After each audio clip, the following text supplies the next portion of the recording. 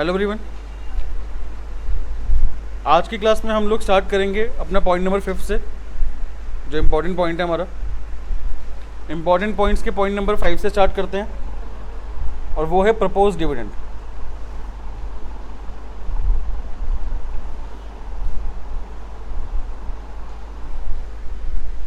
बहुत ही आसान है प्रपोज डिविडेंड, लेकिन थोड़ा इसको डिटेल में समझा रहा हूँ मैं कि ये आसान क्यों है। ठीक है, पहले प्रपोज डिविडेंड जो है थोड़ा डिफिकल्ट हुआ करता था, इसके भी अलग अलग केसेस हुआ करते थे। सेम प्रोविजन फॉर टैक्स जैसे प्रोविजन फॉर टैक्स था ना, वैसे हम प्रपोज डिविडेंड के अलग अलग केसेस बनाते थे, बट अब बहुत आसान हो गया है। क्या आसान हो गया समझते हैं। देखो, हमारा जो ईयर है अभी, करंट ईयर जो है,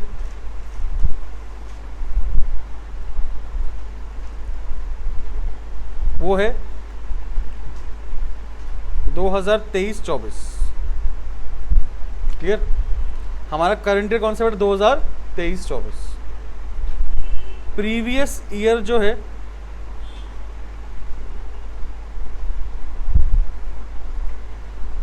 वो है हमारे पास कौन सा? 2022-23। बात क्लियर? 22-23 में डायरेक्टर्स ने क्या करा है बेटा? डायरेक्टर्स ने डिविडेंड प्रपोज कर दिया। डिविडेंड क्या कर दिया बेटा? प्रपोज्ड, मतलब बता दिया कि हम इतना डिविडेंड देना चाहते हैं, बट ये फाइनल नहीं है। डायरेक्टर्स ने प्रपोज करा है कि हम लोग इस साल इतना डिविडेंड देंगे। प्रपोज करा है। ये प्रपोज किसके लिए करा है भाई? हम लोग किस ना किसके लिए प्रपोज करते हैं ना। एक लड़का लड़की के लिए करता है, लड़की लड़के के लिए करती है। तो डायरेक्टर्स ने किसके लिए प्रपोज करा है? शेयर होल्डर्स के लिए। बात क्लियर?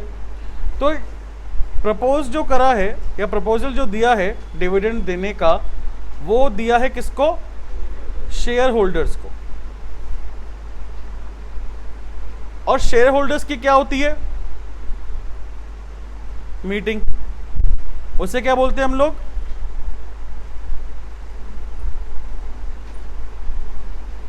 Annual general meeting. ठीक है, क्या बोलते हैं उसे? Annual general meeting. तो ये एजीएम जो है, एजीएम जो है बेटा 2022-23 की कब होगी? करंट ईयर में, यानी कि 23-24 में होगी बेटा। Profit loss, balance sheet, final accounts बनने के बाद तो होगी ना एजीएम। और फाइनल अकाउंट्स कब बनते हैं? साल के आखिरी में। तो 31 मार्च 2023 के बाद जो हमारा ईयर है, उस ईयर में हम लोग एजीएम कंडक्ट करते हैं। साल में एक बार एजीएम होती है। उस एजीएम के अंदर डिविडेंड जो प्रपोज्ड हुआ था बाय डायरेक्टर्स, जो प्रपोज्ड हुआ था by the directors last year का, वो इस साल शेयर होल्डर क्या करेंगे? उसको अप्रूव करेंगे। हाँ जी बताओ, करेंगे नहीं करेंगे अप्रूव?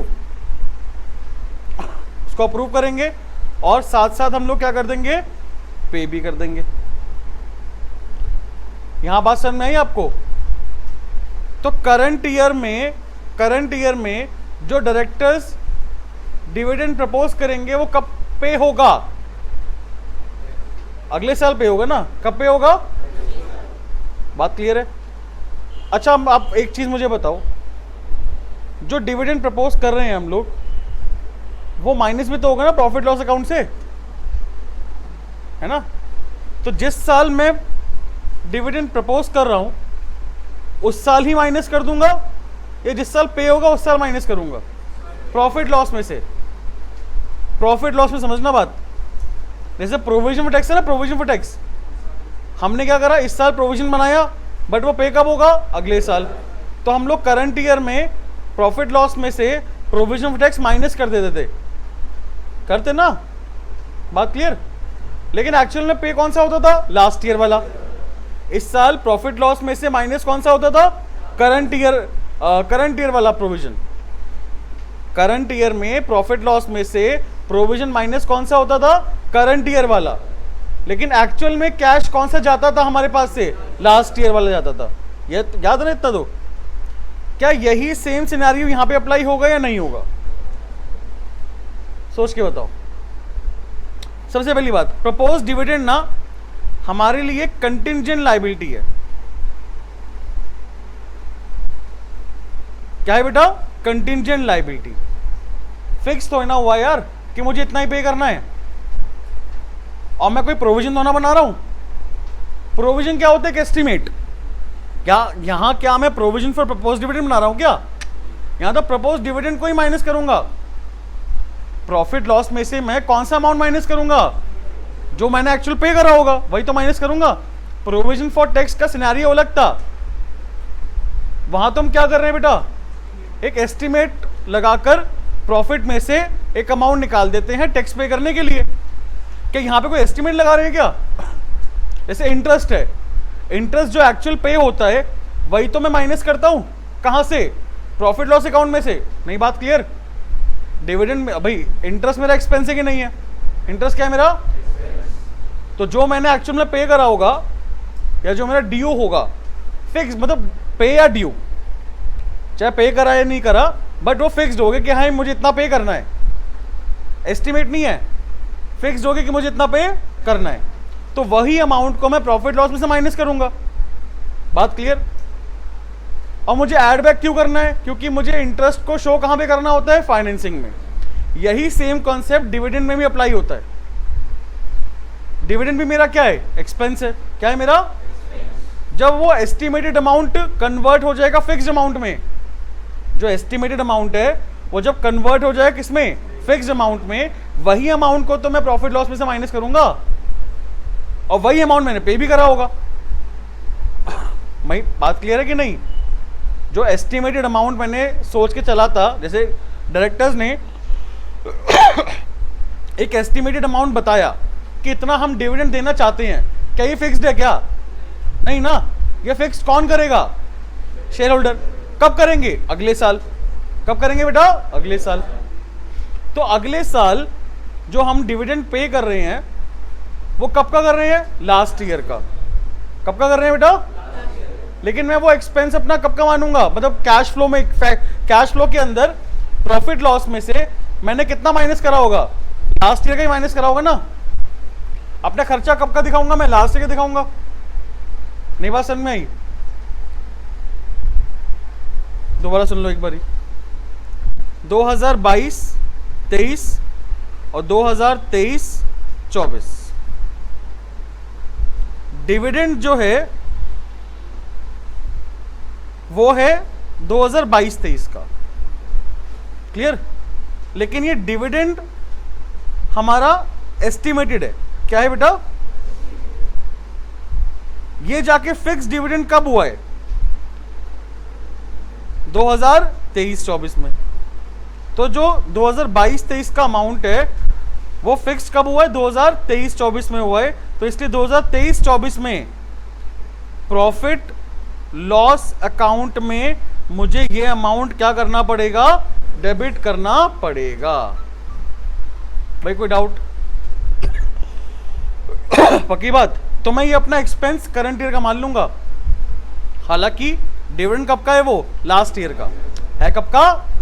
लेकिन एक्सपेंस कब मानूंगा? करंट ईयर का। ये एक अलग सा केस है। बात क्लियर? और जो करंट ईयर का प्रपोज डिविडेंड होगा वो अगले साल का मानूंगा मैं। बात क्लियर? कोई दिक्कत तो नहीं है? पक्की बात? समझ में आ गए सबको?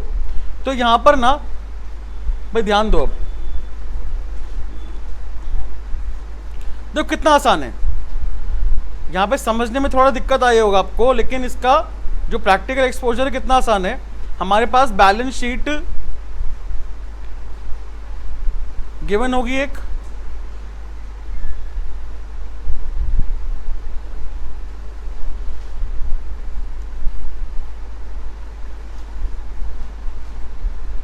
और बैलेंस शीट के अंदर मुझे प्रोपोज डिविडेंड गिवन नहीं होगा, बिकॉज ये मेरी क्या है? कंटिंजेंट लायबिलिटी है। क्या है मेरी ये? यार मैं इस साल प्रपोज कर रहा हूं, क्या मैंने वो अमाउंट को इस साल अपने अकाउंट्स में दिखाऊंगा? जल्दी बताओ। जो मैंने इस साल प्रपोज करा है डिविडेंड, क्या वो मैं इस साल अपनी अकाउंटिंग में दिखाऊंगा? नहीं दिखाऊंगा ना। ये क्या है मेरी एक कंटिजेंट। कंटिजेंट मतलब हो भी सकती है और क्या पता अगले साल शेयर होल्डर मना कर दे, अप्रूवल नहीं आए कि हम हमें इस साल डिविडेंड नहीं देना, या फिर कम देना है, या फिर ज्यादा देना है। बात क्लियर है? तो ये कंटिजेंट लायबिलिटी है, तो इसलिए हम लोग बैलेंस शीट के अंदर शो नहीं करते। अलग से नीचे एक नोट लिखा होता है, उसमें हमें गिवन होता है बेटा प्रपोज्ड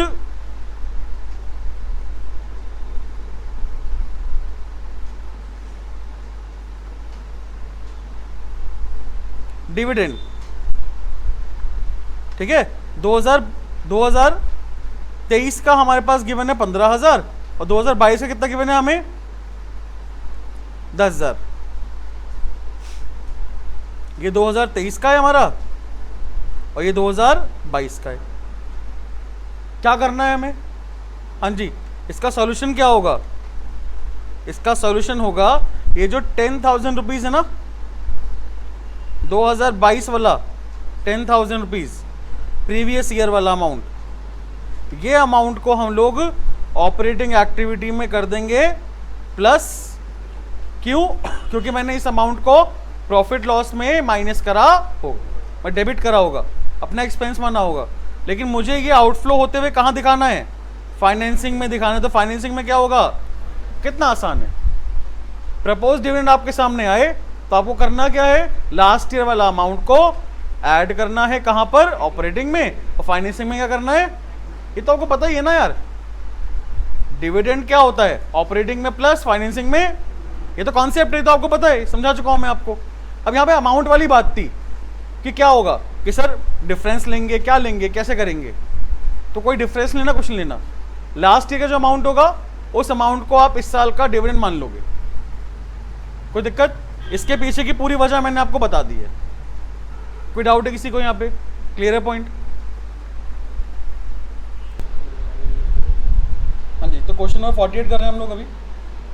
48 क्वेश्चन में अपने पास पहला शेयर कैपिटल गिवन है 5 लाख, पहले 2016 में था, अभी भी कितना है?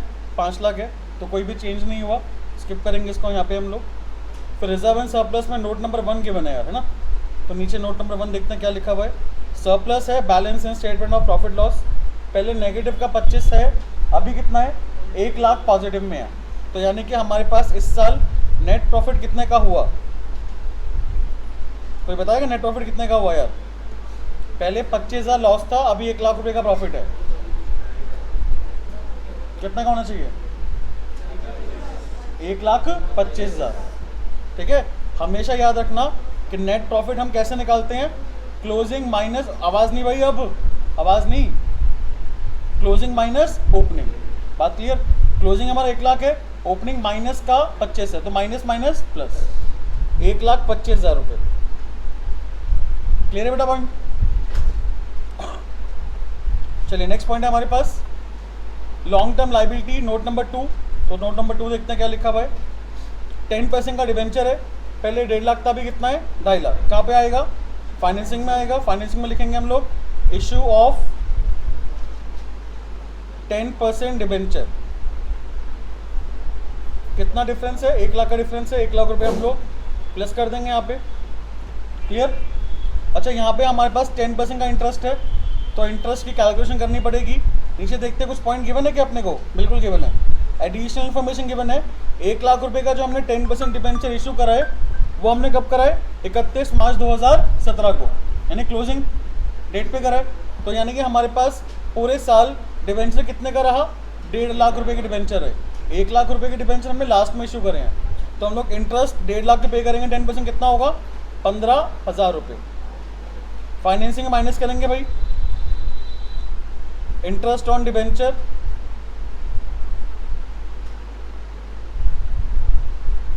1.5 लाख का 10% निकाल दिया हमने यहाँ पर। क्लियर? और साथ साथ ऑपरेटिंग में लिखेंगे हम लोग इंटरेस्ट ऑन डिबेंचर 15,000 यहाँ पे प्लस कर देंगे, है ना?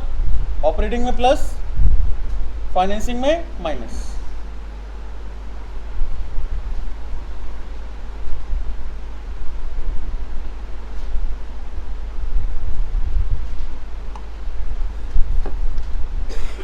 कोई डाउट तो नहीं?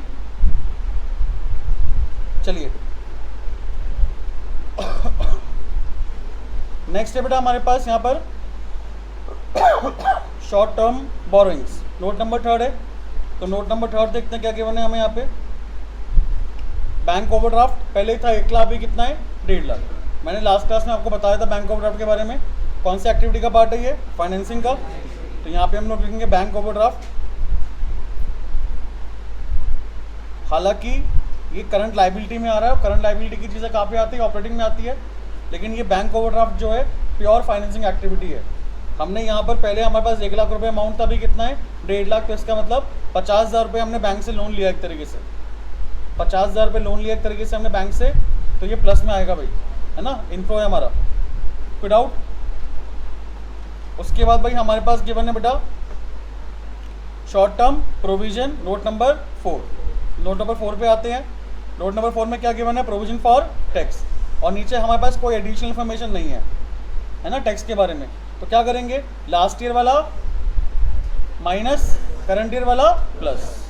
तो 75,000 जो हमने लास्ट ईयर टैक्स पे करा है, पहले तो 1,25,000 प्लस कर दो, 1,25,000 रुपये हम लोग ऐड कर देंगे प्रोविजन फॉर टैक्स। और जो आपने 75,000 माइनस यानी कि पे करा है वो माइनस कर देंगे टैक्स पेड के नाम से। ठीक है, कोई डाउट तो नहीं? नेक्स्ट अपने पास अब बेटा नॉन करंट एसेट के अंदर प्रॉपर्टी प्लांट इक्विपमेंट है, नोट नंबर 5। नोट नंबर 5 पे आते हैं। नोट नंबर 5 के अंदर हमारे पास मशीन गिवन है और एक्यूमुलेट डेप्रिसिएशन गिवन है। दोनों को अलग अलग देखेंगे भाई, ठीक है। मशीन पहले 5,25,000 की थी, अभी कितनी है 7,37,500। कितना डिफरेंस है यार, 2,12,500 रुपये की हमने मशीन खरीदी है। तो वो इन्वेस्टिंग में आएगा। इन्वेस्टिंग में लिखेंगे हम लोग परचेज ऑफ मशीन, 2,12,500 रुपये नेगेटिव में आएगा। कोई डाउट? फिर डेप्रीसिएशन पहले 75 का था, अभी कितना है 1,37,500। कितना डिफरेंस हुआ 62,500 का ना, नहीं 62,500, ठीक है। 62,500 रुपये का डिफरेंस है, यानी कि हमने इस साल डेप्रीसिएशन कितना लगाया है 62,500। प्रॉफिट लॉस में से हमने माइनस करा होगा और ये हमारा नॉन कैश एक्सपेंस है, तो हमें ऐड बैक करना पड़ेगा। कोई डाउट तो नहीं है किसी को? आगे देखते हैं। ट्रेड रिसीवेबल पहले हमारे पास कितने के 2,25,000, अभी कितने 2,75,000। कितना डिफरेंस है यार, 50,000 का डिफरेंस है। ट्रेड रिसीवेबल कहाँ पे आएगा, वर्किंग कैपिटल चेंजेस में आएगा। तो हम लोग ऑपरेटिंग में लिखेंगे वर्किंग कैपिटल चेंजेस, ठीक है। तो वर्किंग कैपिटल चेंजेस में लिखेंगे हम लोग क्या, इंक्रीज इन ट्रेड रिसीवेबल 50,000 रुपये ना, नेगेटिव में आएगा भाई, है ना। फिर cash and cash equivalent given है, पहले 25 है, अभी कितना है 50। सबसे नीचे लिख देंगे हम लोग ओपनिंग कैश 25,000 और क्लोजिंग कैश कितना है 50,000। ए प्लस बी प्लस सी हमारा यहाँ पर पॉजिटिव में 25,000 पे आना चाहिए, ठीक है। लास्ट पॉइंट है शॉर्ट टर्म लोन एडवांसेस, पहले 1 लाख था, अभी कितना है 2 लाख। भैया इसका मतलब हमने इन्वेस्टमेंट करी है, यहाँ पे हमने पैसा दिया है, क्लियर। तो short term loan and advances कहाँ पर आएगा, इन्वेस्टिंग एक्टिविटी में आएगा। Short term loan and advances, ठीक है। कितने रुपए है 1 लाख रुपए नेगेटिव में। कोई डाउट तो नहीं है बेटा?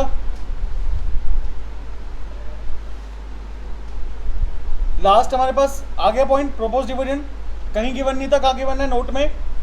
कंटिंजेंट लायबिलिटी हमारी मैंने भाई बताया था आपको, 2016 की फिगर कितनी है 50, 17 की कितनी है 75। कौन सी फिगर लेनी है 50,000 रुपये हम लोग सबसे पहले तो ऑपरेटिंग में प्लस कर देंगे प्रपोज डिविडेंड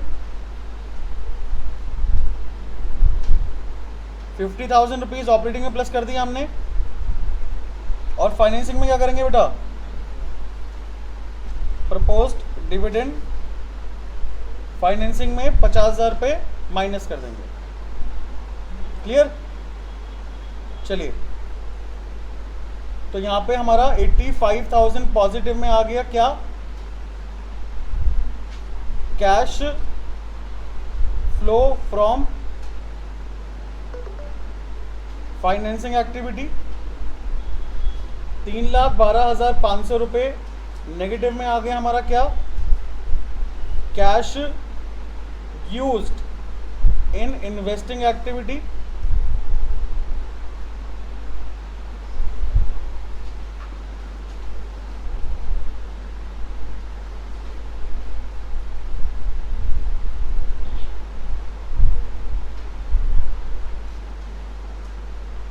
अब आप मुझे बताओ फटाफट ऑपरेटिंग में कितना आ रहा है यार, 2,52,500 पॉजिटिव में आ रहा होगा। तो ये हमारा cash flow from operating activity 2,52,500 2,52,500। इसको सॉल्व करने के बाद 25,000 ही आ रहा है आंसर। हाँ भाई, देख लो एक बार यार, 25,000 ही आ रहा है ना।